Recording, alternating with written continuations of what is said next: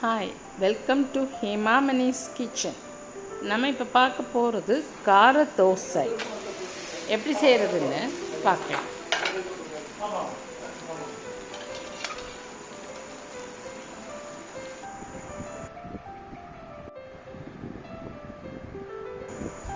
தேவை 2 தக்காளி, 1 கேரட், ஒரு ஹாஃப் கேப்சிகம், ஒரு 10 க்ரீன் சில்லி, ரெட் சில்லி வரைக்கும் காரத்துக்கு தகுந்த மாதிரி நீங்கள் ஆட் பண்ணிக்கலாம். இப்போது இந்த சில்லிஸை நல்லா கொஞ்சமாக எண்ணெய் விட்டு வதக்கிக்கலாம். கருகணும்னு அவசியம் இல்லை, கருகினாலும் பிரச்சனை இல்லை. அப்புறம் ஆனியன் பெருசாக வெட்டியிருக்கிறத போட்டு நல்லா வதக்கிக்கலாம். கொஞ்சம் டிரான்ஸ்லூசண்ட்டாக வதக்கினா போதும். தென் அந்த பொடியாக வெட்டின, ரொம்ப பொடியாக இல்லை, கேரட் அண்ட் கேப்சிகம் ரெண்டையும் போட்டு காலிஃப்ளவர் கூட சேர்த்துக்கலாம். That is optional. கேப்சிகம் கூட ஒரு வாசத்துக்கு தான்.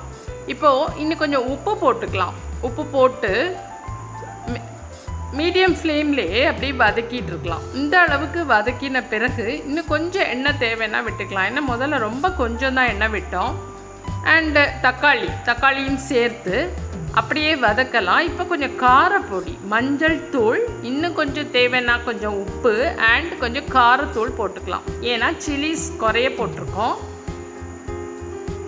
எல்லாம் வதங்கி இருக்கட்டும். இப்போ பொட்டேட்டோஸை பெருசாக கட் பண்ணி ஒரு பாய்லிங் வாட்டரில் உப்பு போட்டு வேக வச்சிடலாம். இதுவும் ரொம்ப குழைவாக வேகணுன்ட்டு இல்லை, கொஞ்சம் நல்லா வெந்த பிறகு மேஷ் பண்ணி எடுத்துக்கலாம். இப்போ இந்த வதக்கினது எல்லாத்தையும் சேர்த்து மிக்ஸி ஜாரில் போட்டு கொரன்னு அரைச்சிக்கலாம். இப்படி ஒரு கோர்ஸ் கிரைண்டிங் போதும். இப்படி அரைச்சிட்டு அதுக்கப்புறம் இந்த பொட்டேட்டோ மேஷ் பண்ணதையும் இது கூட சேர்த்து நம்ம மிக்ஸ் பண்ணுறோம். அதோட பொடியாக வெட்டின கொத்தமல்லி இலை கொஞ்சம் சேர்த்துக்கலாம். And again to enhance the flavour, அந்த ஃப்ளேவருக்காக நம்ம என்ன பண்ணுறோம், புதினா இலை இருந்தால், அதெல்லாமே ஆப்ஷனல் தான், இருந்தால் சேர்த்துக்கலாம்.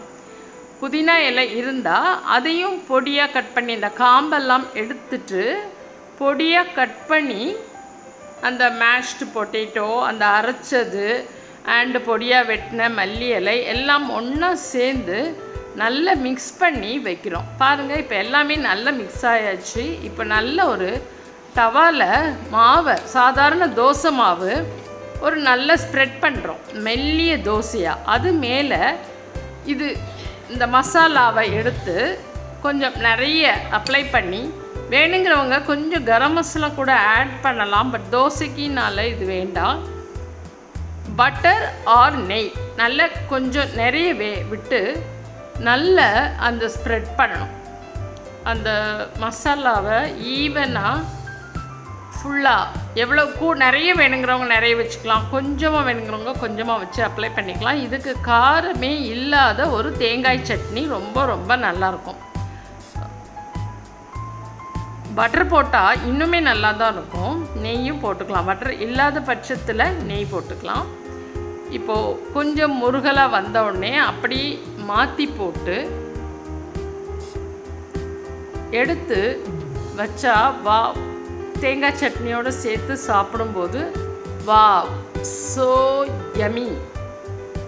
ட்ரை பண்ணி பார்த்துட்டு உங்களோட கமெண்ட்ஸ் சொல்லுங்கள். Thank you. This is Hema for Hemamani's kitchen. Thank you.